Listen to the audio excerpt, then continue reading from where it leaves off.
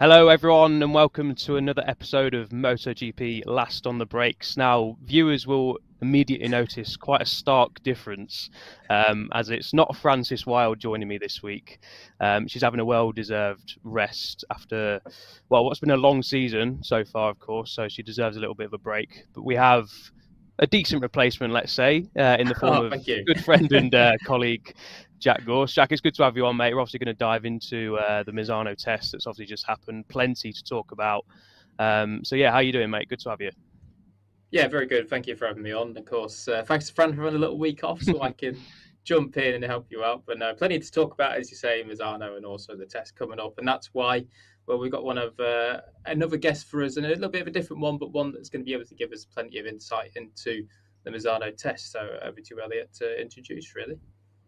Yeah, absolutely. Pleased to say we've got Tom Jojic joining us. We'll bring him into the call as we speak. Former crew chief for the likes of Bradley Smith, worked with KTM, Hiroshi Oyama, of course, Kenny Roberts Jr. So a man of wealth experience. He should be joining any minute now, so we'll get him in shortly. But yeah, basically, we're going to run through what happened at the Misano test. Marc Marquez's comeback, of course, the biggest news of them all. Yamaha's engine update, of course, as well, and a few other bits and bobs. And then me and you will run through what we saw at the San Marino GP too, Jack. But it was we'll wait for Tom to join the call. It was a very intriguing test, wasn't it? A busy couple of days for you guys on social media and web and doing all the bits and bobs. It's always a long-winded day, but a very interesting day. And it was, of course, very, very important for the teams to start testing 2023 material as well, wasn't it? Yeah, very important. Of course, Misano test is like one of these ones where it's really the first glimpse we have at the next season. So, like first day of 2023, if you want to call it that. It was, as you say, a long day, but none longer than for our pit lane reporter Simon Craypart, who was on site down in Misano. Saw a nice photo of him, a little rest on one of the benches out there halfway through the day. So Simon had a very long day, but very productive day because he was down there spotting all the tech things for us. And of course, you got to say, as you rightly pointed out, the big story of that Misano test was Marc coming back and making, well, his presence known that he's actually, looking like he's in good shape. Of course, he struggled a little bit with physical condition, but you would do after 100 days off a MotoGP bike, let alone just having a fourth surgery on your right arm. So certainly, Marc, good news all around for him being back to what we know he can at least be close to. Yeah, absolutely. It was great to see him back, wasn't it? Still don't know where Tom is, by the way. So if you're watching on live and wondering where our guest is, your guess is as good as mine. He was in the call just before we started, so he should be coming in any minute. I'm not sure if we're having technical difficulties or something like that. But yeah, we'll get Tom in as soon as possible. But yeah, great to have Marc back. Here he is. There we go. All sorted. Tom, good to see you. How you doing? Doing sorry about that. I thought I was in it because it looked like I was hovering in the background, but yeah, so I just re-clicked the link. Sorry about that. No worries. No All worries. good. Good to have you on, Tom. Yeah, how you doing, and how did you enjoy analysing the test over the weekend? Sorry, during the weekend, obviously the San Marino Grand Prix over the weekend as well. Yeah, good stuff. It's always good to look at it from the outside. No stress, no pressure. I can number crunch some stuff and just give my own opinions to my cat, that type of thing, and see where we are. But yeah, it was really interesting. I mean, the overall lap time on the especially Wednesday morning when the conditions are at their best was quite impressive. I mean, a lot of guys broke lap records there, so that's always good. And it's nice to see some progress on all sides. Everybody's working super hard. Championships always tough, and like you said, Jack, the test on Misano was always, this is your first shot at making next year's bike right. And there would have been a lot of prep in the background by all these factories. This wouldn't have been like something, okay, let's try and get something from Misano. It would have been more like, we've got so many things we want to try in Misano. What's our rider's main problem and what do we need to work on the most to make it happen? Yeah, correct. I mean, well, if you talk about that, of course, probably this talk to you about the first big thing that is on everyone's mind at the moment with Mark and the situation at Honda. You say there about like, what's our biggest problem? Well, Honda at the minute, they have quite a few problems. There's no denying that. But having Mark back there, how valuable do you think that was, Tom? Just to have Mark there on the day one of the next season, to have him there straight from the off. Well, even just mentally for the team and the engineers and HRC staff on both sides of the pond, huge because Marc is Marc. I mean, really, Marc is the best rider in the championship when he's not injured. There's no doubt about that. He's on a level that everybody's trying to get to, and a lot of guys are there now. So it's nice that he was able to ride. I'm glad that he did the rest at the end of day one because I think that would have been perfect for him. Like in the morning of day one, do some laps, get kind of up to speed, and then day two he did 31.6, which is not slow. His fastest lap time, if looking back at the notes from 2021 qualifying, he did a 31.9. So he went 0.3 faster than his qualifying time from 2 years ago. That's good. And there's a guy that we know, like he said, he's not 100% there. He's only going to get faster when he's completely fit. So that would have been huge for Honda. And the thing is, he ended up fastest Honda, which is quite demoralizing for the other riders. But Mark's always going to be the fastest Honda, I think. If he's not at the racetrack, then it's because he knows he can't do his job properly. So the fact that he's at the racetrack gives people a lot of hope. Whether he races Aragon or not is debatable. I would say no, personally. If I was in his garage, I would say we need you right. Like we needed the feedback and we need you right to start next season because you're not going to win this. You're not going to win the championship this year, so why risk it? There's other issues involved in that, obviously, politics and all the rest of it. But from a rider point of view and engineering point of view, it's the best feedback you can get. And he was fast enough to give good feedback. So yeah, super important for them.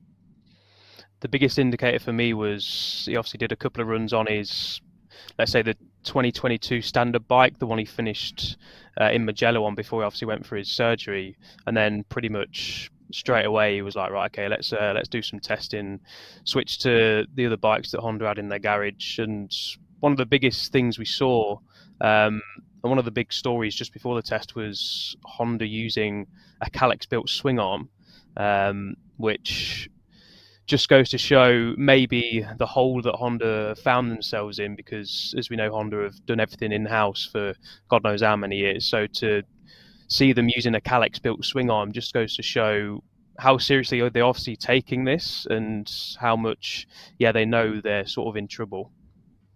Yeah, that's a good point. I mean, he made quite a statement in Austria. I watched the interview about something needs to change, and he didn't say people. It's the mindset and the philosophy.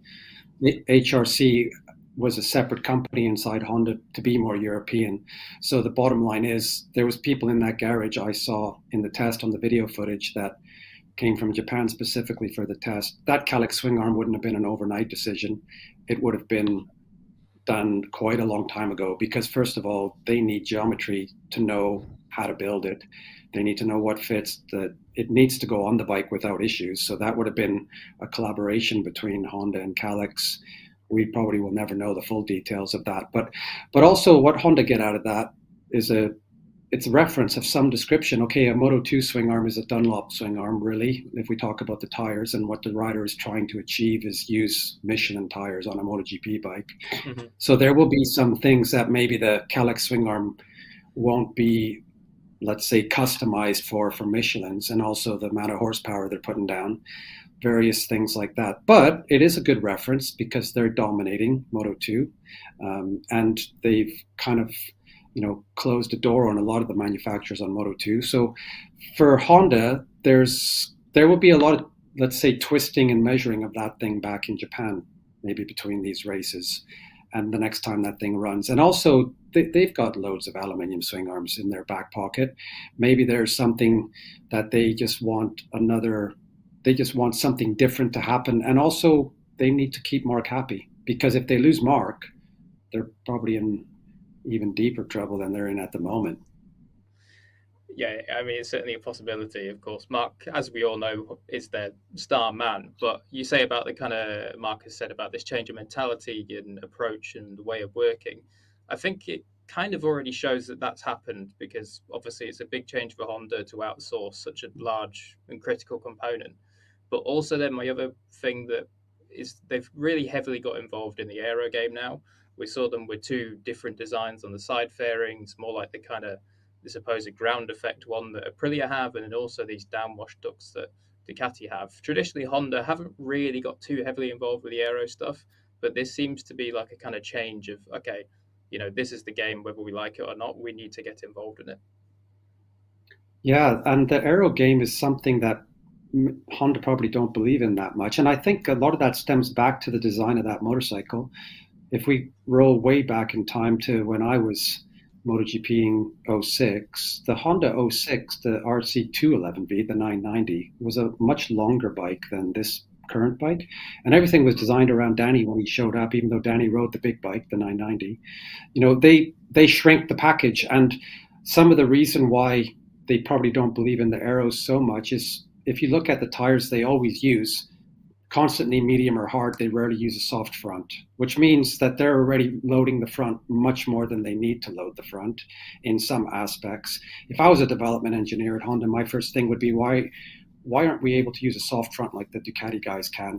And I think part of that reason is Ducati developed the aero specifically because they couldn't use harder fronts in the past. So there's some history going back to why aero showed up. And sometimes you put stuff on a bike because other manufacturers are doing it to keep your riders happy, but the reality is it's not what you need. It's not what your rider needs. There's lots of ways to skin that cat, electronically, mechanical grip, various other things. And if you look at the lap times and the top speeds, what's quite interesting is I analyzed a bit of that yesterday and this morning before this podcast because I thought, well, it's better I kind of sound like I know what I'm talking about. When you look back at Honda top speeds, Marc's top speeds from 2021 on average were higher than everybody else's Honda since then, which means back then he had less aero, but he still had some aero. And that top speed is still acceptable in Misano. Like it would have been enough to win. Don't forget he won the race back in, when did he last win? He won this race in 2019. Yeah. And the lap time since 19 has progressively got much, much faster. But if you look at it's an average lap timing reduction, which is usually down to a racetrack being resurfaced, which it hasn't been since 15, but it's also down to the tire development. So those guys make the biggest difference. And everybody's got the same tires. So what you have to do is use the tires that are available to you. And if you can never stick a soft front on and you're complaining about rear grip, my first thing as a development engineer would be to say, okay, I can only use the hard front in the races and I don't have enough rear grip. So putting aero on the front of the bike is probably not going to help that problem. Yeah. I mean, it's interesting you bring about the tyres as well, because it's this whole thing of now that there is the one tyre rule, which has been around for a long time now, but it's still, you have to build the bike around the tyres, where I suppose back when you worked for the Roberts team, it was a bit more like you could talk to your tyre manufacturer and they would build the tyre around the bike. So it's that kind of switch, and perhaps we're still seeing Honda not necessarily stuck in their ways, but just slowly transitioning from that.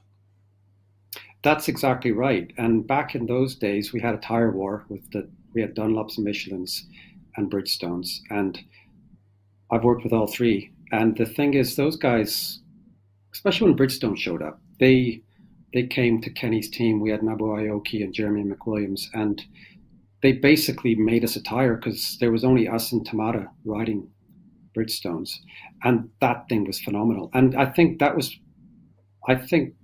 part of the reason why Casey won the championship quite easily in 2007, because when Ducati swapped from Michelin to Bridgestone, I thought that's a good move. Like if I was Ducati, I would be doing the exact same thing, because you want that tire to give you an advantage at some places where a Michelin tire is not going to work on your bike and you don't want to change your bike every 5 minutes. So what I see there is you're 100% right. When the single tire rule came in, it became harder to make. Well, you couldn't convince the tire manufacturer to do something for you because they kind of have to keep it in the middle. And it does it gives you more time to solve your problem, but you need to not get lost and maybe go in the wrong direction, which kind of looks like what Honda's done a little bit. That's the main issue there. Talking of tyres, they tested a new Michelin front. I think it was in between the medium and the hard compound, and from the interview that we had on MotoGP.com, all the riders said it was a very positive update. For me, tyres is a very interesting and strange subject. It's hard for me to get my head around. You two are very more tech-minded than me, so I'm going to sound a bit stupid here. But tyres are a very interesting subject to think about because they can make or break a race. I just want to get your thoughts, Tom, on how important tyres are in MotoGP, like the different compounds compared to the different bikes. Some bikes can use the hard, some bikes don't like using the hard, that sort of thing. Yeah, it's the holy grail, the tire. I mean, you have to treat that thing like a baby when it's delivered to your back of the garage. The guys deliver the tires on a rack, and it's like you don't mess with the tire guy. The tire, for me, in my team, whenever I had a good tire person, it was always like, okay, this is how we need to treat these tires. And the rider needs to do something with them to switch them on. Casey was a master at that. And you need to understand how to use your tire properly. And I used to get so frustrated when an in-lap, when a rider would slow down by 10 seconds because you didn't get any good information from the tire because it cooled down too much. So there's a fundamental of, is our motorcycle development going in the right direction? The way to know that is, can we use the soft, the medium, and the hard at any moment in time? If the answer to that is no, you're doing something wrong. So, and thing is, Michelin's been here for quite a few years now since Bridgestone left, and the Michelin won't be changing the tire radically because there's no benefit to doing that for them. They're in a cost reduction stage with single tire, but also if you look at the lap time, it's not like they're not working. They're definitely making a step, because the biggest steps of everything I've ever seen in all three classes came from tires. Always. We could make huge changes to the bike, and a tire engineer would show up and say, try this tire and you're going a second a lap quicker. And the ballpark changes. We're in a different game. And that's the ultimate development engineer's tool, is where am I in the tire spectrum. So on cold racetracks, I can't do this. At hot racetracks, I can't use those. At these racetracks, I can only use the hard. That's the ultimate way of understanding where am I in development. Well, there's a few that think that possibly this new Michelin front has been developed with a little bit more support, but similar grip to the medium could help Yamaha. And just heading away from tyres in general, but to speak more on Yamaha in general, of course, we saw recently Yamaha at the test. Fabio was very happy and very positive about the fact they found a bit more acceleration and more top-end power and speed. And also with a new chassis, they made some advancements, but he wasn't 100% sure if it was better than the old one just yet. Although it was interesting because Fabio said that he liked the chassis and is considering it for Aragon, and said it had more positives and negatives, but Morbidelli didn't agree so much. Now, of course, we've seen in the past that Honda went down a road where possibly they tailored the bike more towards Marc than anyone else, and you can't blame them for that. Marc was winning for them. But do you think we could see a similar situation in Yamaha, or do you think that Yamaha's ethos of always having a smooth and easy bike to ride will stop them from heading so far down that way? I think the second is correct. Like, Yamaha's ethos is, this is how a Yamaha works. And when Valentino arrived from Honda, I remember distinctively hearing the quote of Yamaha saying to Valentino, our bike is like this. Please, can you ride the bike like this? And he was able to do it, and he won on that thing with ease, right?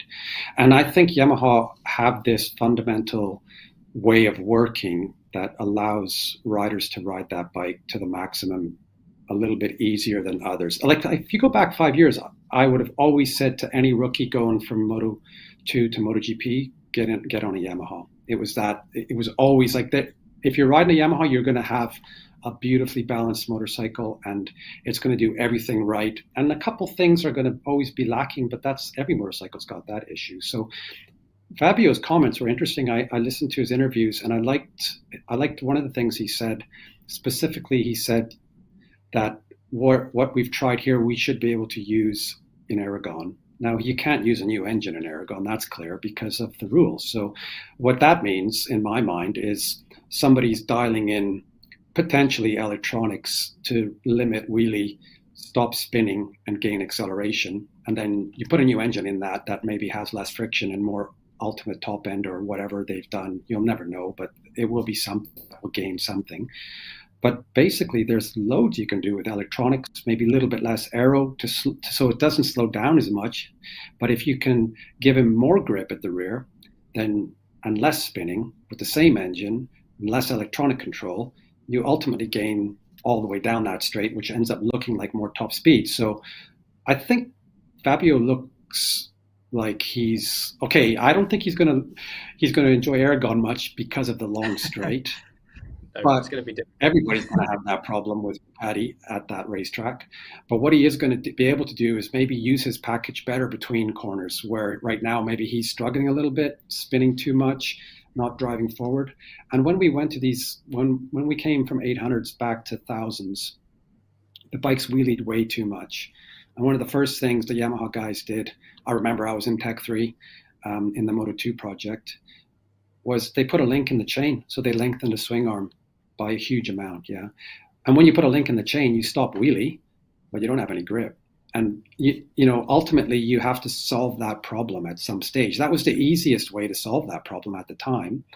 So them having a new chassis as well, and potentially him saying, I want to try that chassis in Aragon, that's a very good thing, because you need to quantify a development item at more than one racetrack. You can't just come to one racetrack and go, okay, yeah, this is fantastic. Because Tuesday and Wednesday, Misano racetrack, there was no rain on Sunday night, there was no rain on Monday, and the grip level would have been phenomenal on Wednesday morning because they just put so much rubber down. And so that's why those lap times looked so impressive on Wednesday morning as well. So all of a sudden you're now at a racetrack that you've ridden for 5 days for, and you have the ultimate grip with it looked like very low wind also, which is perfect. And then you think, okay, we're looking good. Yeah, I guess you have to look at relative to the other riders, but there's things there that he will be looking super strong for the championship once they go on the flyaways. It's an interesting subject, isn't it? Obviously, a lot of the riders, it was interesting actually at the start of the year when the likes of Pole was bigging up Honda, saying they're sort of back and they're very competitive, and Mark was like, just steady on, because the conditions in the tests are so much different to what they are over a race weekend. You mentioned the grip, obviously, is the biggest thing. But hopefully the chassis is going to help Fabio for the rest of the championship, because at the minute it looks like, especially Aragon, he's never gone well at Aragon, and Yamaha don't tend to go well there either. He needs all the help he can get. So obviously they can't use the engine this year because of the rules. So what difference can they make in the garage without the engine to try and improve performance? As a crew chief, what would you be trying to do to help gain a little bit of top speed and acceleration? Yeah, for me, the first thing I would do, and I would have spent most of Tuesday test as a crew chief, solidifying the setting options that we were uncertain of over the weekend. Also because you had the mixed rain conditions in qualifying, so you couldn't really do anything there. But basically, you can always find grip with chassis setting and electronic setting. It's a compromise of all kinds, right? So if you focus on drivability, and these motorcycles are so complicated now, they're not PlayStation level, but very close, right? So you can set a slip target at a certain bank angle at a certain corner. So coming onto that long back straight, I would have dialed in perfection for him, where like you would have given him 3 things on a map or 4 things on a map and say, go out there and just try these different settings. They would have done that during the weekend, but the problem is during the weekend, your time is limited. You can't always do that. So you can make maybe a bigger change, a fundamental way in how the torque control happens. And even if you find 1 kilometer an hour coming out of a corner, that translates into something so big by the time you've tipped into the fast rights that your bike can all of a sudden look like it's going 3 kilometers an hour faster down the straight. And that could be and even that little thing mentally for Fabio could be, wow, we found something here, right? So how do we use that at the next racetrack? And that's where being a crew chief in the setting side, it's super important to say, hey, Fabio, this is something that we could use in Aragon. Like, okay, that chicane getting onto that Aragon straight is a little bit tougher because it's really slow. But, Yamahas have gone well there in the past, but okay, it's not so easy nowadays. You just have to use your positives to your advantage and defend in your negatives. That was always the discussion I had with my riders. And if they can find something, if the chassis helps that, hopefully it's a chassis that allows him to open the throttle sooner. That creates a turning effect, which allows him to use less slip control, which allows the tire to grip more, which gives him more top speed. And even if it's just 5 kilometers an hour, so when the Ducati's behind him, it doesn't blast past him, it has to struggle to get by him, that could be a big advantage. Yeah, absolutely. I mean, that was one thing that we couldn't get out of Fabio, of course. All the riders are very tight-lipped on what the pros and cons are of all the new pieces they try, as ever, which is slightly frustrating, but it's good fun to try and figure it out anyway. But we know that also you say about kind of working on electronics and chassis setup and all this to try and find grip and performance. We know that KTM are doing a lot of that over the 2-day test. And of course, KTM's an interesting one because you worked for KTM a long time yourself, both in Moto3 development team, I believe, and then also as a crew chief in MotoGP. But interestingly, it seemed to be like, well, this whole year in general, but also the Misano test, it was kind of the first test where we turned up and KTM had turned up and they haven't just kind of lobbed a load of parts at it and kind of tried loads and loads of different things. We think there was a 2023 engine and that's about it, really. So, you know, from your experience in KTM, what do you see that as? Do you see it as kind of KTM just trying to slow down perhaps what they would do before and really assess various different avenues and what they can do right now before then going on to develop bigger things? Yeah, that's a good question, and I did spend a lot of time in KTM. It was a good run for me. I enjoyed the company. I really liked the people there. I still get on well with the guys. I haven't spoken to many of them recently, but what the problem they've got at the moment is Miguel's leaving. So one of your factory development riders after a race Grand Prix, you can't give him big things to check because he's going to be racing against you next year. Unfortunate for them. Then you've got Brad Binder, who's a fantastic rider and had some amazing results with victories, and he had a decent weekend. So there's your basic reference. I think Brad's got a new crew chief this year compared to last year. So maybe there's a little bit of learning going on from stepping up to be Brad's crew chief, and then you're trying to understand the system inside KTM. And that's something that, you know, would have been managed in a good way at this stage. But also, you're right, if they didn't have a brand new bike, that means there's a very good chance that they could have a big change coming. And maybe it wasn't possible to get it to Misano. Now, having a new engine to test would be a positive because once you get those victories and those podiums, they're restricted now to engine development. They don't have the concession anymore. So that makes it a little bit harder for them. But in the end, they would have had some good ideas. For sure, they would have tested a lot of development because Danny Pedrosa was riding and he went quite quick, actually. So he's doing a lot of development. Yeah. So that side is always positive. And they had a really strong test team. That was what I liked about the project. And Mika was doing some great testing and racing back when I was in KTM. So that side is always, your race team really is dependent on a really good test team, and your test rider needs to be as close to your Grand Prix rider as possible in lap time and in understanding how to ride the motorcycle. So they have everything in place. Sometimes what happens is maybe you have too much budget and too many options, and so there can be some confusion if one side of the garage is going quickly and maybe requesting something different to the other, like you stated earlier with Frankie and Fabio. And maybe some of that was happening between Paul and Brad, and now with Miguel and Brad. It's possible. And if you have a little bit of that going on, then it can stall your development a little bit.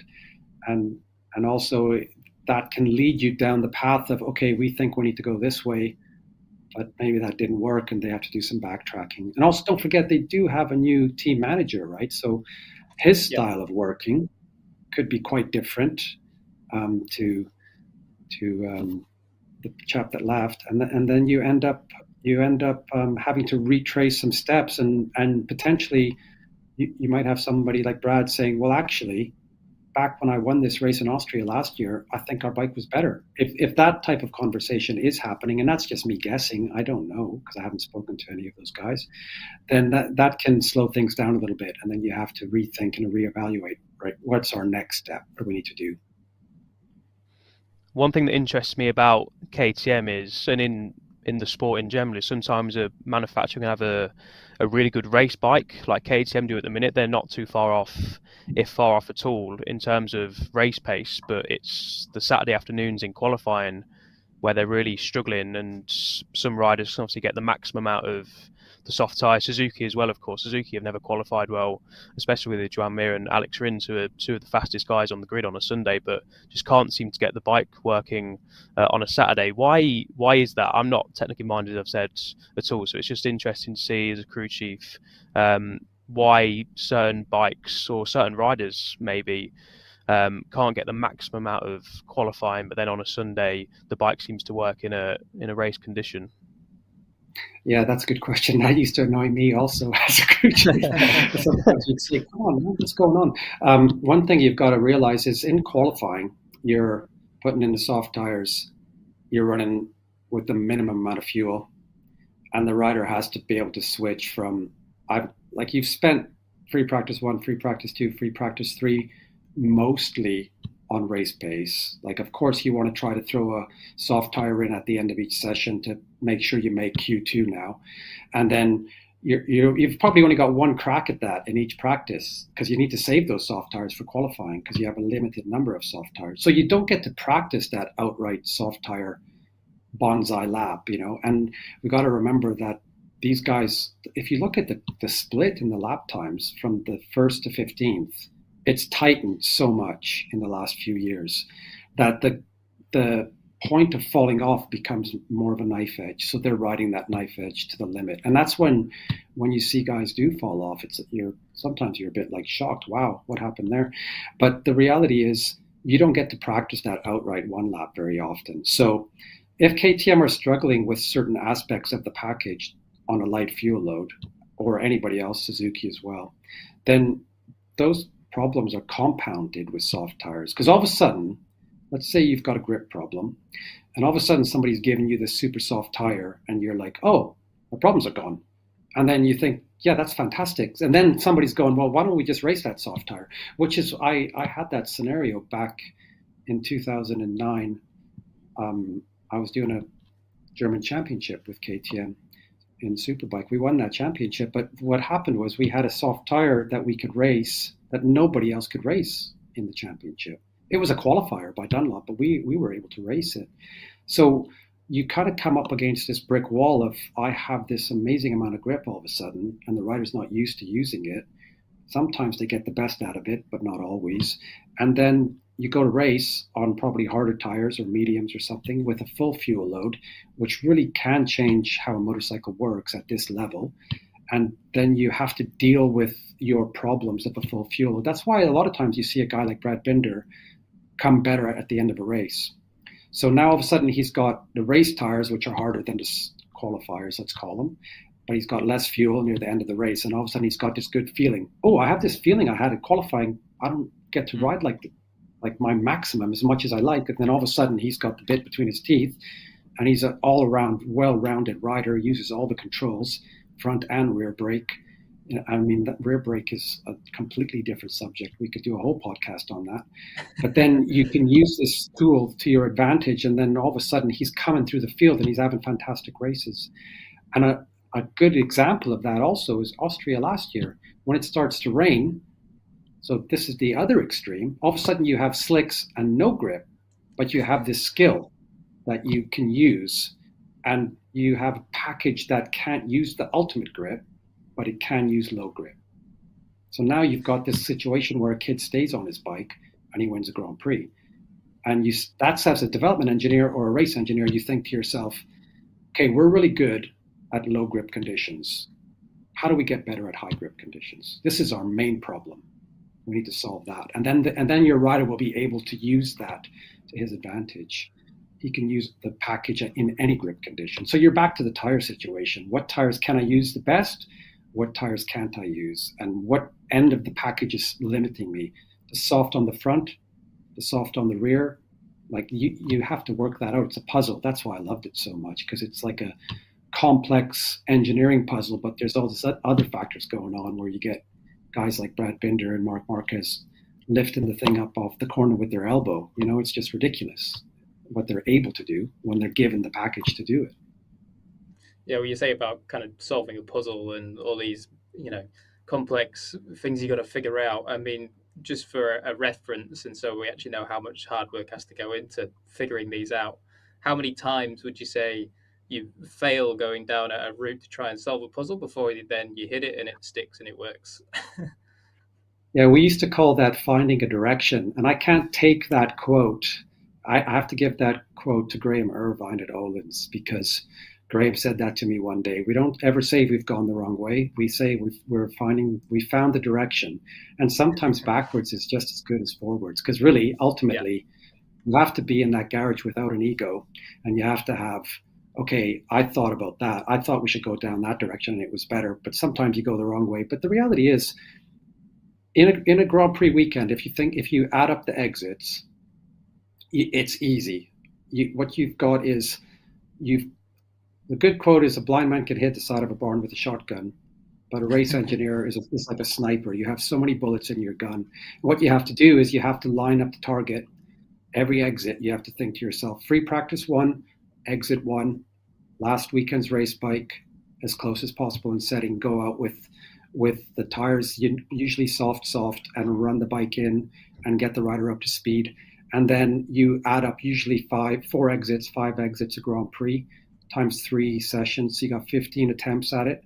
And then you've got qualifying, which you usually don't want to change anything for qualifying. The rider needs to know what he's got underneath him so he can pull the trigger for himself. Then you got warm up, and you really pray for good weather in warm up so you can make one more crack at it. And when you go to the race, he has to go to the racetrack, to the race with something that he's ridden that weekend. I wouldn't say I did that every weekend, because sometimes you have so much pressure on you, be it from a rider or a team boss or something, that we have to try something for the race.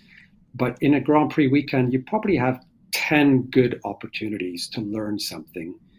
And then over the years, those opportunities happen at every Grand Prix and every test. But for example, in 2006, with Kenny Jr., KR211V with the Honda V5 engine, when we finished 6th in the championship, we made 7 chassis and 4 swing arms. And by Barcelona, we were on the podium. So some of those chassis were modified chassis, some of those chassis were brand new chassis, but the development side was always happening. And those Monday tests were so crucial because we learned from our reference of the race weekend. They were the best weekends I ever had, was when we had a Monday test. I can remember distinctively Motegi, Monday test. We found a setting, went to Estoril, and Kenny lost a race on the last lap.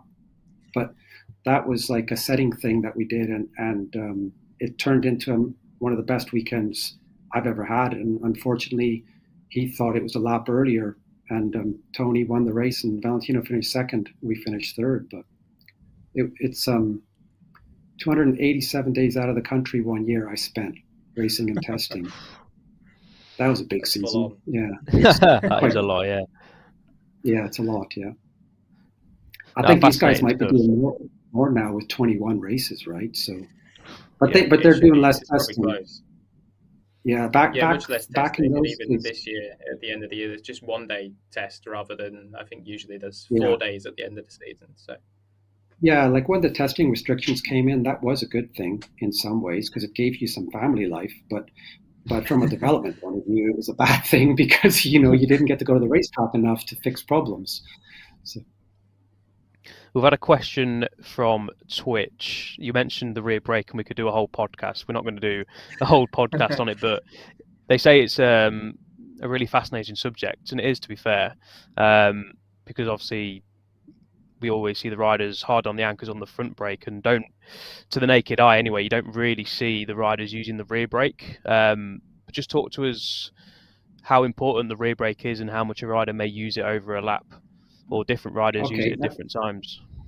Yeah, it's a great question, and it's an amazing tool that Moto3 and Moto2 riders really need to understand what it does. And some of them are good at it, and some of them never touched it. I was extremely lucky in my career to work with a lot of riders that understood all the controls on their package. MotoGP, there's a huge advantage you have, and you can dial in engine braking, so you can make the engine do the job for you. But I still think a rider using rear brake is at an advantage to a rider that doesn't understand how to use it. So one of the things I saw, which was incredible, we have this device now on these motorcycles that lowers the rear ride height when the rider pulls the lever, yeah. But I remember watching a rider dip the rear brake at the end of the straight when he was still full throttle, and then it sat the rear down and he grabbed front brake. Then he also reapplied the rear brake when it sat back down. And then what he did was, as he entered to the apex, he basically fed front brake off the rear brake until there was no more front brake. There was a tiny bit of rear brake and the throttle was cracked. And as he opened the throttle, he slightly reduced the rear brake until it was off and the bike finished the corner off. And he did this on every corner. It was phenomenal. I remember asking him, he was a world champion, 250 world champion, an amazing rider. I was super lucky to work with him. Olivier Jacques, if you're out there, amazing. He said he didn't realize he was doing it. He just did it because he realized he needed the bike to sit down at the rear before he applied maximum front brake pressure. And that was such an advantage in the two-stroke days. That's why he was able to win a world championship. And I saw that also in all the riders I worked with used rear brake, all the ones I was most successful with. There was a couple of riders I tried to educate how to do it, and sometimes you would show old data and say, look, this is what this rider used to do. If you need to learn how to do that. It's a phenomenal tool. So sometimes what you'll see is a rider who's super good at it will win a championship because he passes everybody in right-hand corners. Because a lot of riders can use the rear brake in left-hand corners because you lean left, you use your right foot. But it's really hard to use the rear brake in right-hand corners because you want to push on the outside of the foot peg. Simon could probably describe this perfectly. It would be interesting to hear Simon Crayfar's comments on this. And basically what a really good rider will do is they'll use the rear brake as a pivot point. So they'll use it as the foot peg almost. And then they peel into that corner and they can carry more speed because if you carry too much speed, you'll tuck the front. But if you press on the rear brake, you'll create rear grip. So you'll sink the rear into the ground and the bike will turn around that corner. So it'll take load off the front, even though it's creating rear grip. A qualifying tire does the opposite. It creates rear grip and it pushes the front. So it's kind of a conundrum that a rider needs to figure out in his own mind. How does that work? And it's due to the linkage geometry and how the pivot's working, how your pivot is set up, this type of thing. It's really an amazing tool that I loved Moto3 because Moto3 was pure engineering and rider skill. And there's no horsepower. So they draft and they have to ride. It's an amazing championship. Yeah, of course, very tiny little bikes, Moto3 bikes. So they 65 horsepower, something like that. But a question generally about Olivier. Yeah. Okay. So there's a little bit of insight. We know that a good motor in Moto3 is about 65, but a little bit of insight actually about Olivier Jacques. It was traditionally quite good in the wet. Do you reckon his rear brake technique was something that helped him there? 100%. All of the riders that I was with that were really good in the wet used the rear brake on every corner. And there's a way, I mean, you can overuse it. You don't want to do that. But there's a finesse to be taught there that is, it helps you in those conditions where you need something to make the motorcycle go around the corner. It makes the motorcycle turn. And I'll never forget it. There was a footage in Sepang of Marc Márquez in his first year or second year. No, I think it was 2015, I think. I remember watching it. I was at the racetrack that day.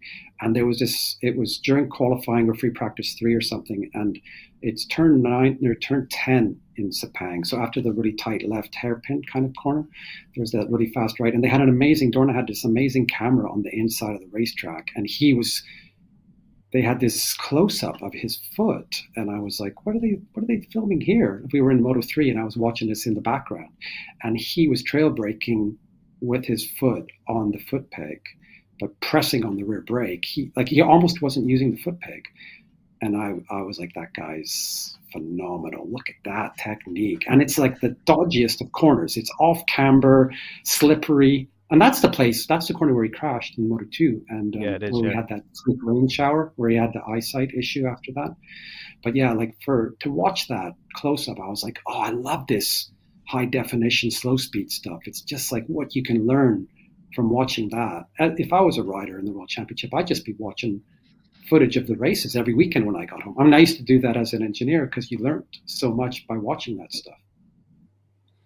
That is an interesting point, actually, because obviously the riders like to watch races and watch practice sessions back. I'm not sure quite the reason for that, but you just said there you'd watch it back and you'd learn a lot of things. So how much can you learn from watching a race back? Not just obviously to watch it back to see if a rider made a mistake here or where he could have been a little bit better, or to just enjoy it, of course. What can you learn watching a race back? Well, a lot really, because ultimately what you should do as an engineer is some type of analysis of what happened. So what I would do is I'd get the Dorna results, the spreadsheet, convert it from PDF to Excel, create a database of some kind for myself, and put everybody's lap times, split times, top speeds into the spreadsheet and analyze our package, especially in the KTM Moto3 days. This was a big part of the job role. So you understood that we were always good at acceleration and braking, but we struggled in change of direction and turnability of the motorcycle. And you prove that with Dorna lap time information based on what your riders did. And then you would go back and go, well, we always lose 0.2 in split 2 of Texas, let's say, or something, Then you'd go back and watch Texas and go, which one of our guys looks good here? Like visually on TV, okay, that looks good. What's going on? Then I'd go to the data, because I had everybody's data, and think, well, what can I learn from this? Is it setting? Is it his riding ability? Or is it just fundamentally that they were using he wanted to tire properly? And then you'd go back and listen to the rider's comments, or I'd check my notes because I always debriefed with almost every rider in Moto3 at that time. I wanted to know from them specifically how was their race, what was good, what was bad, how do we make it better. So there's a wealth of information you can learn from that. And if you spend that time at home, which for me would be a complete day, usually that was in the travel day, I would be doing that on the flight or whatever. I'd be trying to make this Excel spreadsheet. I have loads of graphs, and it would become really clear that we need to work on this. Can we solve that with setting, or do we need to do that with development? And then ultimately, as a development engineer, I was lucky enough in Moto3 specifically that I got to work with the top riders on the test team. So I was crew chiefing the bike on the test team. The team could come and see what we were doing, but then we had the option of going, right, we think this is development. We need this guy to do this. So let's put this in the bike and see if he can do it. Or if we weren't 100% sure on the setting, maybe we had an idea we didn't get a chance to try at a race weekend. I would change some clicks or put a shock in or damper or whatever, something, and we would try that, and the rider would come back with a smiley face, and you would just say, okay, we offer that to the team. We learned this lesson. You guys could try this at the next Grand Prix. Your rider really liked it. From a setting point of view, they don't have to try it, but as KTM factory, your job was to try to help them as much as possible to win the championship. And then you got your setting information, you made the team happy, and you got your development information from the top riders, which is really what you need the most. Because if you've got Marc Marquez doing all the testing until next year, then you've got a better package for next year. That would be the way I would look at it. And watching races is the best way to learn, because you can see those guys going backwards there. Well, what's going on? You go back to your spreadsheet and go, well, we're struggling in these corners. Marc crashed in at the beginning of the year when he had those 2 crashes in qualifying 1, I think it was. I can't remember where that was now. Was that Thailand? Do you guys remember where that was? Indonesia, the big one, wasn't it? Indonesia. Yeah, when I saw those 2 crashes, I thought, oh dear.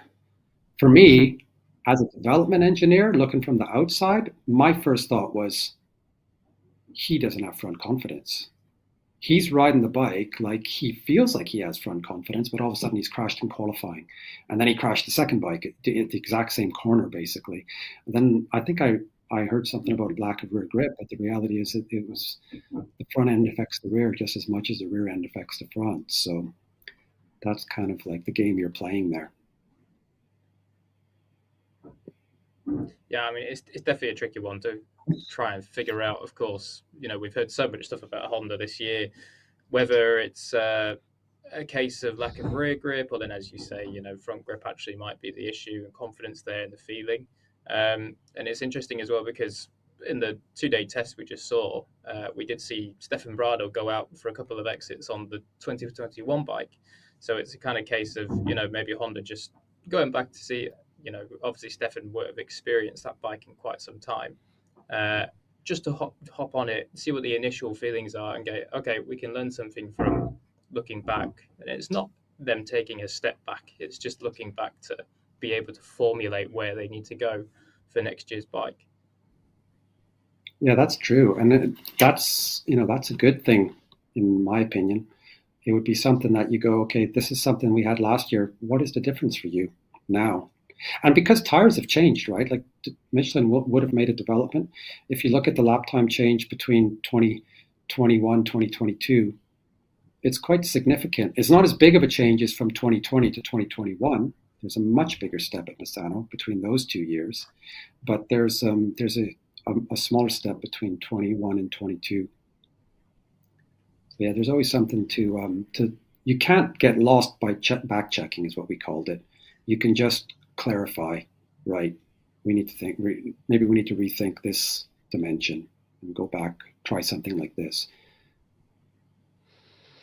Yeah, that's really interesting stuff, Tom. To just finish on before we let you go, it's been a fascinating chat, so thank you very much. But who do you reckon is going to win the title then? Because obviously we've had Bagnaia win the last 4 races. Ducati look so strong, not to put you on the spot or anything. Aleix looking good. I think the last 2 races, Aleix has been not off it, let's say, but they are his worst 2 tracks in his own words of the season. We're coming to Aragon next, which is one of his favourites. Where do you see the title ending up this year? Well, I hope it goes down to Valencia. I think that's the best thing that can happen. It's nerve-wracking for riders and teams, but it's fantastic for us viewers, right? And I don't know. I think my money's on Fabio reclaiming it. I don't know. I get a really good vibe from Fabio because I've worked with him. I've worked with Pecco also in Moto3, and Enya Bastianini, like all these kids I was in Moto3 with. So what I really like about what Ducati are doing and what Pecco's doing is, I mean, he's building on momentum. So there's no reason why he can't take the championship, but it will be harder for him the closer he gets to it because it's an Italian rider on a red bike winning the world championship for the first time for them. So that would be an amazing achievement that the great Valentino couldn't achieve. But being one of his riders and having Valentino in the background helping him, let's say coaching, is a huge advantage. There's no doubt about that. But he's got to overcome that winning the championship, which he hasn't done yet. Whereas Fabio's backing up a championship. So I'm going to watch as much of it as I can, probably more than I should, having a young son. My wife looking at me, what are you doing on TV there? But I could at least hours I can get up early and nobody's bothering me early in the morning. So it'll be fantastic. But if I was going to go down to the bet shop and put a bet down, right now I'd probably put it on Fabio. It'd be tough though. You might just go 50-50 on that one. Just put 100 quid on both and hope for the best, right? One of them's going to win it. I don't want to say Aleix can't win it, but I think he could. Unfortunately, he's injured himself, which is never good. But it probably will be okay. But still, like, it's hard, right? When people aren't really talking about you as much as the others, and Pecco is on a roll, and Fabio looks like he found something. So I hope for Aleix that he wins a couple of these races and brings himself right back into the top of the fight for it, because that would be phenomenal. And we didn't really get a chance to talk about Aprilia much, which is a shame, because that company is doing some amazing things, and they deserve a hat off, because that bike in top speed, in turning, Simon Crafar hit the nail on the head. Maverick in the fast right was phenomenal. I was watching that, and he was turning inside everybody behind him with the same top speed. And that looks incredible. He is a man on a mission that could win a Grand Prix this year. I hope he does. But let's hope he helps Aleix, brings him. Because those two guys in the garage, when you've got a teammate that's that strong, it just, Aleix is the character. He's such a nice guy. Those Espargaros, aren't they? They're so nice that he's one of these kids that, like, he's looking across going, that guy did what lap time? Okay. and then off he goes and he matches it. Like, that is what you need as a teammate. And that I hope they have that atmosphere that we used to have at Kenny's, where you have two guys in the garage where the whole team's helping each other, but the riders are just sorting it out on the racetrack. That is a great place to be. And fair play to them, because there's a motorcycle that looks phenomenal. Really does. Aprilia is the package at the moment, the all-around package, I think. We didn't talk about it much, but they really are doing a fantastic job. Well, we can touch upon it now. There's no rush to set off. Aprilia is something we should have spoke about, to be fair. They didn't try too many things at the test, did they? But I mean, what a season they're having, and I share your thoughts, Tom. I do hope Maverick wins a race this season. I think he will, not to try and jinx him or anything like that. But for him to come good now is perfect for Aleix in terms of the title chase, because Fabio with Franco Morbidelli doesn't have that. Frankie's obviously struggling with the Yamaha, and Pecco has got about 20 other Ducatis that he can rely upon. So it's important for for Aleix to have Maverick doing so well. But he is starting to beat him as well, so that's not good either. Let me give you a number. So here's Aprilia in 2019 average speed. So how we would quantify top speed is go to the race result, look at all the speeds, and make an average of all of them. Because if you're in slipstream and you're not, okay, I haven't exactly done that, but I've taken the average of the top 5. Okay, in 2019, 289.3 was his average. In 2020, 293.7. So plus 4 kilometers an hour. That's huge. That's nothing. 2021, 301.1. 7.4 kilometers an hour faster average top speed between 20 and 21. I think if Fabio had that, look out, right? So this year, 2022, it was a little bit less, but it's still 297, so minus 4. So let's go back to 2020, 293 to 297, so plus 4 again. That's a good step. That puts him, so let's talk about Misano. 300 kilometers an hour is probably the maximum you're going to get at Misano, because that straight, you have to turn right. So, you can only accelerate as fast as you can accelerate. Force equals mass times acceleration, and that's what you've got. You can only put down so much power. If we now look, let's look at another one. Let's talk about Yamaha, because this is interesting. So in 19, 288.6, in 20, 289.6, 21, 293.7, and 22, 294.7. So they've made a step. There's no doubt about it. And then in the test, Fabio did a 298. He said he got a good slipstream. That doesn't matter. It's a slipstream. So, as long as you don't get dropped, that's the key. But what I like about Aprilia is those jumps are on their own. That is really amazing. And remember, Aprilia dominated 125s and 250 two-strokes. That thing, if you weren't riding an Aprilia, you weren't winning a championship, right? And okay, we had another brand that was basically an Aprilia with another name on it, but also, and okay, Hiroshi won the last 250 World Championship on a Honda. But the thing is, they really understand Grand Prix racing. And now here we are in MotoGP, 2-rider Aprilia team fighting for a championship. They grabbed Maverick when they had the chance, and haven't they turned him around? I mean, what a phenomenal incredible job with it. Incredible job. And when you say that, and the good thing is, when I hear what you said about Aprilia haven't tested much, that means they're in a good spot. And that means what they have tested is going to mean something. So if they've done a tiny little bit of aero here and there, maybe they didn't throw a chassis or a swing arm at it or a new engine, but looking at the top speeds, it doesn't look like they need a new engine. What they need is an engine that can do the season without blowing up. I'm not saying they've blown up. I'm just saying they just need to build stability now. They've got 2 riders there that are able to win a championship. Next year, they're going to have a satellite team, so they really need to focus on having all 4 bikes at the same level when they first start the season. I think that crew inside that team really are gold. I love little teams like that, where there's you've got a development team in the background that's chunking bits of metal out or making carbon fiber bits, and you've got these two guys at the racetrack that are using it to the maximum. And the fact that they've had a leash for so many years and built a stable package around the guy that is able to ride at the top level is a great place to be. Yeah, it's fantastic for them. Let's hope they can be the real underdog and sneak this one. That would be kind of cool, wouldn't it? It would be cool, yeah. I mean, they've done an incredible job, as you say, like in the last few years, taking the jumps that they've been able to. And it's really been a case of just ever since they changed to the new 2020 bike and put a 90-degree V4 in there and all this, like there was huge revolutions each time that we saw that bike at the test days. But now, as you say, the changes are so small, you don't spot them anymore. And, Yeah. we know that they did test the chassis the last couple of days, but you look at the bike and it looks exactly the same.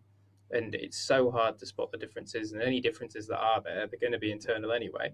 So it's like Yeah. the base that they have now is so good. It's just perfecting it rather than this new revolution every time. And Maverick's comment, did you guys listen to his interview? Like he said he put race tires on, went out and broke the lap record. Yeah. Okay. I think being his crew chief, I would say, yeah, that's fantastic, mate. Let's take this to Aragon and see what we can do with it. And you would never give the rider a negative at that point. To the development team in the background, I would say some of that is down to the fact that we have the ultimate grip level up here on the second day of the test. And it's, but first of all, we've got the rider's confidence and he's able to churn out these lap times. That's amazing. And we're talking about a world champion, right? Moto3 world champion. He was short-lived in Moto2 because he jumped straight to Moto3 after 1 year. But Maverick is a title contender for next year, I think. If he can keep his mental side in the right place and they can do everything right, him and Aleix are going to be tough to beat. And the new guys riding at Aprilia, they're going to have to get up to speed. There's always things to learn. Like look at Maverick's lap time. He went a second faster this year to last year. So Misano was his first time on the Aprilia last year. So now he's got a year under his belt. He's talking in the way that he can fight for the championship. And we didn't really hear that from Maverick enough in the Yamaha days, right? Even though he was able to be there, he was fast on a Yamaha when he showed up on a Yamaha.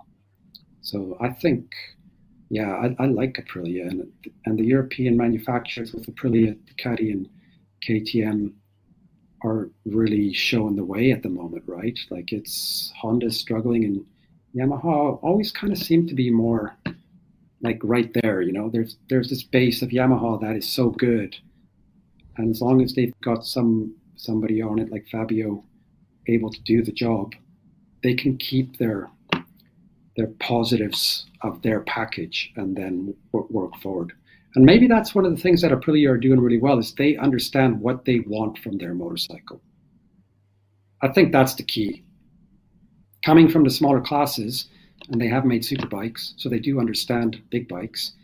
They know if we stick around this design philosophy, similar to Yamaha, our riders, we just have to find the right guy to fit this bike. This is how you need to ride an Aprilia. It's a great way to work. Well, it's always worked like that, hasn't it? Of course, you had, those bikes that were more, you got to kind of grab it by the horns and force it to fit. And Casey Stoner was one of those that always did that with the Ducati back in the day. And then there was always the other way, like kind of the Jorge Lorenzo way, where it was, okay, this man and machine are just the same being. They just fit together perfectly. There is no chalk and cheese relationship there. They're just all chalk or all cheese sort of thing. But it's pretty incredible the way that Aprilia have managed to do that and do it so rapidly is the biggest thing. A completely new bike. And you've got to think that Honda are going to be able to take inspiration from that because in reality, Honda aren't incredibly far off, are they? MotoGP is in its most competitive time ever, and Honda realistically are less than a second off at every racetrack. So it's one breakthrough, maybe two, and a Honda will be able to do the same job that Aprilia are doing now. Yeah, the biggest problem in racing is finding that last second. That's for sure. Yeah. Getting to that second is, I'm not saying it's easy, but yeah, like for Marc and Honda, he needs the other Hondas around him also being fast because, everybody knows that Marc's probably going to be the fastest Honda, but you can't have the other guys not even in the top 10 that makes it difficult. And mentally for him also, he's also a human being, right? So when you look at that, that's why he made those statements. And I think, like, really, when you see a little factory like Aprilia with only 2 bikes on the grid, kind of like what Suzuki have always stuck to that philosophy of we put 2 on the grid because they can support it better, I think. And prototype racing is about making parts and bringing it to the racetrack and being competitive. It's not production racing. So you should be able to focus your development for a smaller package and a smaller team. And that's a great, Aprilia are showing the way, really. Do it the Aprilia way, and you should be able to win races and hopefully win a championship in the big class. Well, seeing Maverick's speed is the thing that enticed Miguel Oliveira and Raul Fernandez over to Aprilia, which is obviously a really exciting prospect because obviously Raul Fernandez has ridden the KTM this year, which hasn't quite been at the level that KTM would have anticipated. So it's been very tough for Raul and Remy especially, and obviously Miguel as well. But Miguel is obviously more experienced in the class. He's won races in MotoGP. I think we've got a lot of changes next year, which are really exciting. But I think for Miguel and Raul to see Maverick challenging for race wins, 3 podiums in the last 4, if it wasn't for his rear ride height device jamming in Germany, it probably would have been another podium there as well. So yeah, really exciting times for Aprilia. I think, like you say, they've got 2 riders in Maverick and Aleix who are able to win races every weekend. Obviously, Aleix is challenging for the title. I agree that Maverick will enter next year as a firm title contender because even in his interviews, he's just a different person to what he was at Yamaha. He's obviously won races at Yamaha. He's just a completely reformed character. So yeah, really, really exciting times for Aprilia. Yeah, good stuff. Look forward to Aragon. Absolutely, yeah. Absolutely. I think finally, just before we kind of let you go, we've picked your brains enough. I think we've got so many exciting lineups next year. You know, you've got Pecco and Anea in the same team at Ducati. And I don't think I've ever seen a factory lineup with so much unproven potential as that. And then, you know, Joan Mir and Marc Marquez at Factory Honda next year. And even lineups like Alex Rins going to LCR. And then probably it will be either Taka or Ayagura joining him. Which lineup next year has you most interested? Yeah, good question. I mean, as far as Rins on a Honda is going to be super interesting, and also with Mir as Mark's teammate. So that lineup is going to create a lot of coverage, I think. As far as performance is concerned, I still think the Aprilia with Maverick and Aleix and the new Aprilia team with Miguel and Raul is going to be interesting, but definitely performing. All I see at the moment from Aprilia is we're always getting faster. So that's going to be. Here's a couple guys that are feeding off each other. Yeah, they're going to be really interesting. I'd like to see Frankie back at his best with for sure. Because I mean he was faster in the test, which is super positive. And don't forget he won this race in 2020, right? So he's capable on a Yamaha, and I think that would be a good thing. So let's see what happens. I mean, also KTM's could be a little bit interesting as well. You know, you got Brad and got Jack. I love Jack. I worked with Jack. He's going to be a good character in that team. He's going to fit that. And not that the guys there haven't fit. It's just, you know, Jack's quite a funny guy. So it could be fireworks there if things go well. So there's a lot of good stuff to watch. Definitely.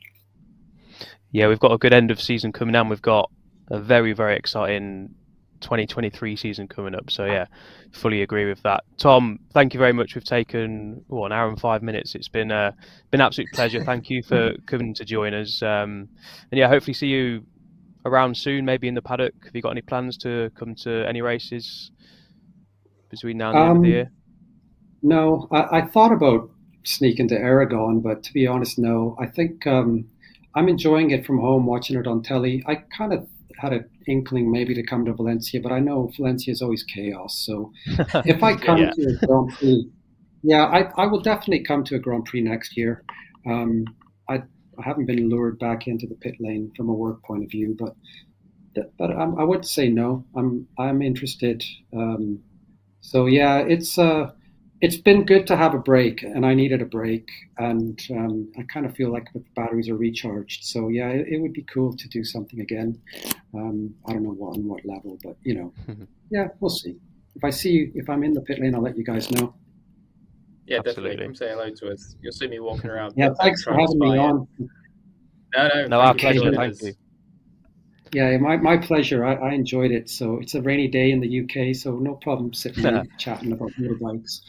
Chatting about motorbikes is probably the part of racing I miss the most. So it's been fun. Thank you. No worries at all. Thank you for joining us. Oh, he's gone. Just like that. But no, that was a fascinating chat, really. Yeah, really. Very was. Very, very knowledgeable guy. Great guy as well, isn't he, Tom? So yeah, hope you guys enjoyed that, watching along either live or listening at a bit of a later date. Jack, we're going to press on into what we saw at the San Marino Grand Prix, moving away from the test slightly. Yeah, Pecco, 4 wins in a row. Yeah. Closed the gap down to Fabio to 30 points now. We were looking back at it, weren't we, earlier on, and 91 points it was after he crashed out of second place in Germany when Fabio went on to win. Now it's down to 30. First Ducati rider ever to win 4 races in a row. And they made him sweat for it, but Pecco really is on a roll, isn't he? Yeah, on a roll, absolutely. I mean, what do you say about Pecco at the minute? He's just unstoppable. And we go to Aragon now as well, where he won last year, and of course, Marc wasn't 100% fit last year, wasn't right, wasn't himself. You saw how much pain he was in after the race last year, but he did manage to not crack under the pressure, just like he did last weekend with Pecco, with Enea chasing him all the way down, and you wouldn't bet against him making it 5. And if he does, I mean, it's going to be alarm bells for Fabio because, Pecco picked up 14 points over him last time out. And there's every chance that happens again in Aragon. If Fabio isn't able to find something this year with the 22 Yamaha, possibly if he uses the new chassis that he tried in Misano there, it's going to be game on with 5 rounds to go after next time out. Yeah, Aragon, even Fabio said, is going to be tough because, yeah, like we've said, Fabio doesn't enjoy Aragon. Yamaha don't really enjoy Aragon either historically. And not only, obviously, Pecco winning there last year, Aleix and Aprilia do enjoy Aragon, even when Aprilia weren't as fast as they are now.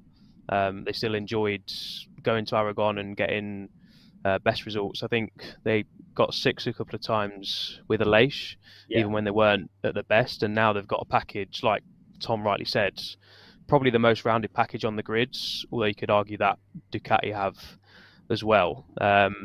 Definitely the best 2 bikes on the grid at the minute, though. So obviously Maverick getting on the podium was a good ride. Thought he was on for the win, but then in the last few laps just slipped away, didn't he? And we saw Bastianini versus Pecco roll out, which is very exciting, of course, after the news that Enea was joining him in 2023. Yeah, the podium finishes all good. It was a good race to watch and very interesting. And like we say, Aragon and Aprilia, bit of a match made in heaven. Yeah, certainly. I mean, it's a bit of a tricky one because obviously we only really have, for Aprilia anyway, the last 3 seasons to go off because they changed the bike completely for 2020. But as you say, Aleix always gone well there. First podium there on that forward Yamaha back in 2014. And then even with the old Aprilia, which was certainly not the bike to be on, he always went well there. So Aleix definitely, one of his favourites, probably if not his personal favourite of all the tracks. And Maverick, you really got to say that with these 3 podiums in the last 4, I mean, don't forget that Aleix hasn't had a podium in 6 races now. Maverick is the man on form in the Aprilia garage. Of course, Aleix is a little bit unlucky because he had that huge crash in Silverstone where he fractured his right heel or left one? I can't remember anyway. But that sort of thing. Then now he's broken the finger, which he has said won't be a problem by the time he gets to Aragon next weekend.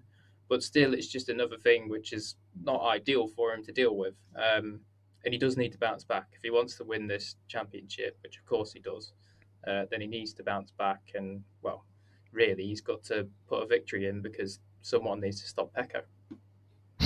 Yeah, they really do. I think Aragon's going to be a massive sign for Aleix as to whether he can take the title fight all the way down to Valencia or not. Obviously, many things can happen, as we saw in Silverstone. He was the quickest rider, and then a crash can sort of ruin your weekend.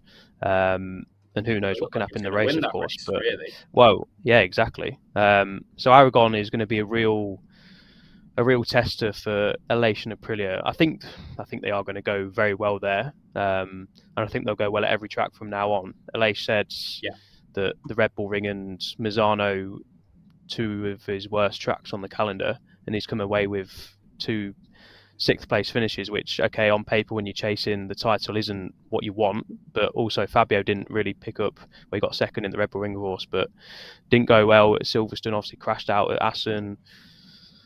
Didn't have the best of races last time out at San Marino GP, so it's really, really intriguing. 32 points split in the top 3, but obviously Pecco is now chasing closest to Fabio, not Aleix. Yeah, he is. I mean, it's interesting, isn't it, as well, because Fabio obviously outlined that Pecco was his main rival that he was concerned about, and you're sitting there as Aleix Espargaro, you're going, hang on a minute, I'm still pretty quick on this Aprilia, calm down. So there's certainly an element of that where Aleix is going to be keen, obviously, to prove to Fabio he's still in this. Like, those two get on great, so he knows that it wasn't anything of a malicious comment towards Aleix and his chances or anything. But still, it's gonna, Aleix would have heard that one, and he'll be determined to prove it wrong. Away from the top 3, though, we of course have to highlight Luca Marini. 2 back-to-back P4s now. Like, what a job Luca is doing, and really, from my own personal opinion, he's surprising me, I have to say. I don't know if he's surprising everyone, because of course Luca is an incredible rider anyway, but he is a big fella. In MotoGP, we've seen big fellas struggle a little bit on the Premier class machines, but now he's proven us wrong that all the tall guys can actually do it as well in modern MotoGP. Yeah, he's been impressive, hasn't he? I mean, the 4th place in the Red Bull Ring was sort of, he had a quiet race, didn't he? And then just sort of picked his way through the top 10 sort of, and then finished 4th. And obviously we were focusing on Fabio chasing down the podium finishes, weren't we? And obviously Pecco getting a gap out front. But then obviously in Misano, he was in the lead group. There was Pecco, Enea, Maverick and Luca, and then Maverick and Luca just sort of dropped off in the latter half of the race, but he was right there with them. And I think it was Simon Crafar who has said before that Luca's like a very methodical rider. He's not one of these guys to just immediately jump on the bike and be immediately really, really fast. He takes his time, learns the bike, understands the bike, and now we're seeing the fruits of his labour. He's doing a really sterling job and going about it quietly as well. Like, obviously we spoke about him a lot because it was the home GP for Muni VR46 and all the Italian guys. The 2 4th places in a row, that podium doesn't seem to be far off. You went back against him being up there again in Aragon either, because that's going to really suit the Ducatis as well. Yeah, it should suit the Ducatis. So certainly they're going to be up there. Marini and particularly Bezzecchi as well, who's obviously going well at the minute. Probably would have been on for I reckon a good top 6 result. Definitely. There in Misano last weekend, if you had to tuck the front down. Which corner was it? Just before coming onto the back straight, wasn't it? 10, yeah. Yeah. So certainly, like, they're all doing well. I mean, Bastianini's suddenly found the confidence again after his sort of mid-season lull where we were struggling with the front end. Back on it, and that's going to be so exciting to see Bastianini, kind of develop in these last few races and then hit 2023 full on. But of course, Pecco's not going to be worried about Bastianini, but there is the chance, he was 34 thousandths of a second behind him at the flag on Sunday. There's very much a chance that he could be 34 thousandths ahead of him at the flag on Sunday in Aragon.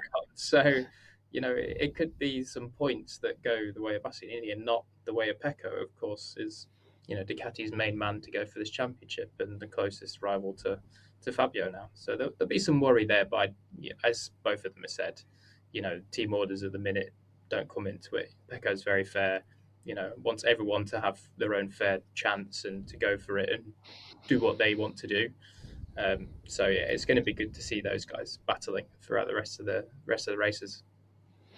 Yeah, it was interesting on a video we posted on MotoGP.com, obviously speaking to Pecco, Anea and Davide Tardozzi, team manager of the factory Ducati team, about team orders, and Pecco was saying, look, I don't want team orders yet. I want to win races on merit. I don't want potentially faster Ducati riders to move out of the way just because I can win. I want to win on mere merit. And then, of course, come maybe the last 2-3 races, certainly the last race in Valencia, if it comes down to that, which we hope it does, then there'll obviously be team orders. Say if Bastianini or Marini or Jack Miller is ahead and Pecco needs some points, then that's when it will come into it, which will be obviously interesting. But yeah, at the minute, no team orders. But like you say, it's going to be interesting because if Anea would have beaten Pecco, I'd be interested to see what the reaction was to team orders. Whereas if it was obviously didn't happen like that, so obviously Tardozzi and Pecco are going to naturally be like, yeah, we don't need team orders yet, all is good. But if it would have been the other way around, it would have been interesting to see the reaction. Yeah, it definitely would have been. It's going to be very interesting either way, whichever way it plays out, whether they do team orders or not. I don't think they will, to be honest, until they absolutely have to. But by the time it gets to that point where they absolutely have to, and in the final round, it's likely that the other Ducati riders will be out of the championship mathematically, so they'll know within themselves not to get in the way and meddle with the championship. Speaking of going to Aragon, of course, we just had Misano test where Marc did finally return. There's all this wonder about whether he's going to be at Aragon. We obviously don't know yet. He said that did he say he'll make a decision by Saturday or Sunday this week? Was that when he said? Yeah, it was around then. He was basically saying, obviously, he got asked the questions both days, which is obviously normal because that's what everyone wants to know. And he basically said, we can't make a decision yet. We're going to need to see how the muscles heal. He's obviously going to be very, very tired, very achy. But yeah, I think by this weekend, you're right, a decision will be made. And obviously, early next week or even over the weekend, we'll probably find out what's happening. So I think, to be honest, he will be there. Tom said he won't be, so I can probably trust him more than trust my own opinion because obviously he's worked in the paddock, he's been a crew chief and knows a lot more than I do. But I just think he had a successful return. I think I know you agree as well that I just think he'll be there just to test a few things for Honda. They're not in the title. He won't win the race, but this is Marc Marquez and it's Aragon, so he could well win the race if he goes. Yeah, I think he'll be there personally, but I could be wrong. Yeah. Well, I mean, besides Jack Miller put, I think it was the second Misano race or whichever one he won last year, and Jack Miller said, "Oh, he's got one arm and he still smoked us." So it's very relatable to Marc and Aragon. That if you turn up with Marc Marquez to Aragon on even a half decent bike, he's gonna go pretty well and probably plant it in the top 6 fairly easily. But yeah, it's interesting because obviously the big thing with 2020 was there's obviously the debates about whether he came back too early and all this. Honda will know that they do not need to rush this. The only thing that is there for them to gain is purely to have him on the bike to learn and to test things. So there's another theory that a few of the colleagues in the office have floated around that maybe he turns up for Aragon if he does, thinks that he's okay to do it and he decides to tell us all that, yes, I will be in Aragon. Maybe he turns up for there and then skips the flyaways and comes back for Valencia at the end of the year. But either way, more bike time is good for Honda. They just need to decide if it's good for Marc as well. Yeah, that's the big thing, isn't it? And the one thing I took away from the interview I did with him before he came back was they're going to take the time. They're not going to rush anything. Obviously, he's done the test now and it was successful. But yeah, the last thing they need is to rush him back and for it to go wrong. But I don't think it will. The bone seems to be, well, Marc said it's 100% fixed. It's now just trying to build that fitness up, get some strength back. He said in Austria, didn't he, when he did that press conference, he was in the paddock. He said riding the bike is the last fitness test, the last sort of thing you need to do to get fully fit, because you can't be fully fit to ride a MotoGP bike without riding a MotoGP bike. So yeah, it's going to be a big talking point, isn't it, ahead of Aragon? And if he is there, then I'm going to be very, very excited to see what he can do. Yeah, it's going to be very entertaining. I don't know if there's too much more you want to talk about, Elliot, but possibly we should just mention. Go on. Go on. No, you go. Well, I say maybe possibly we just mention again just about Fabio and the engine gains and stuff like this for next season. Yeah. Of course, it's an interesting topic because Maio Meregali in his interview with us yesterday at the end of the test said that the lap time was starting to come easier for both of them. He didn't necessarily indicate whether that was specifically because of the engine or the chassis that they tried, but I mean, it's largely probably going to be the engine because they won't have to work so hard to get out the corner as quick. But if it is that chassis, and if Fabio is planning to use it in Aragon, it does, it's a final kind of throw of the dice in Yamaha's trick book for 2022. And if it just gives him that percentage of, performance that he needs, then all of a sudden it's, the momentum that Pecco has at the minute could just come to a very abrupt stop. Yeah, absolutely. One thing we should mention as well, we've had a few bits of news since we were last on. Some 2023 announcements. We've pretty much got the grid decided. We had Marco Bezzecchi confirmed today as well. It's unofficially official that Luca Marini will be joining him there next year, of course, in Muni VR46. But we've had Joan Mir to Repsol Honda confirmed, which is very, very exciting. We've already mentioned, of course, Miguel Oliveira and Raul Fernandez joining RNF Aprilia. And then looks like, again, not confirmed, and we're not confirming anything either. But it looks like the report suggests that Augusto Fernandez is going to join Pol Espargaro at Gas Factory Racing in 2023. So exciting stuff all round. We mentioned it a bit earlier, didn't we, how exciting the 2023 lineup is. But yeah, I think Joan Mir to Repsol Honda to partner Marc Marquez, hopefully a fully fit Marc Marquez next year as well. That's juicy, isn't it? It is juicy. I think as well it's particularly juicy because obviously we've seen kind of like the dream team lineups at Honda in the past when Marc's been there. Obviously the initial one was Marc and Danny. Then you had Marc and Lorenzo there in 2019, but Lorenzo came into that not 100% fit and struggled with the bike, and ultimately it was where he decided to stop his career. But I think Joan is one of the few that will not be intimidated at all by being Marc's teammate. It's kind of that same thing of being Valentino's teammate back in his peak of his powers through like the early and mid 2000s. No one wanted to do it because it was one thing. It was like, Valentino and that team, that was Valentino's. It wasn't Yamaha. It was kind of like Valentino's team. So it's why you kind of had like, Colin Edwards in there as the perfect kind of partner to be Valentino's teammate. But now Honda have brought in Joan Mir, a world champion, a very, very promising rider, just not quite had the bike to show his skills properly in the last couple of seasons. And I don't think he's intimidated at all. I think he'll stare him in the face and neither of them will blink. Yeah, fully agree. I mean, it's a very, very tough ask. I know Suzuki pulled out, obviously, didn't they, at the end, so their hand was forced, sort of. But I totally agree. Joan Mir is not going to be intimidated by Marc at all. And two world champions, two of the fastest riders on the grid, one of them obviously being an 8-time world champion and arguably the greatest of all time. So it is going to be very interesting. I think we've broken the record for longest podcast of the year. I've just noticed we're going for an hour and a half, but it's been a very good hour and a half. Tom was a great guest. Hopefully everyone watching along and listening at a later date has enjoyed it. Have you enjoyed it, Jack? It's been good to have you on, mate.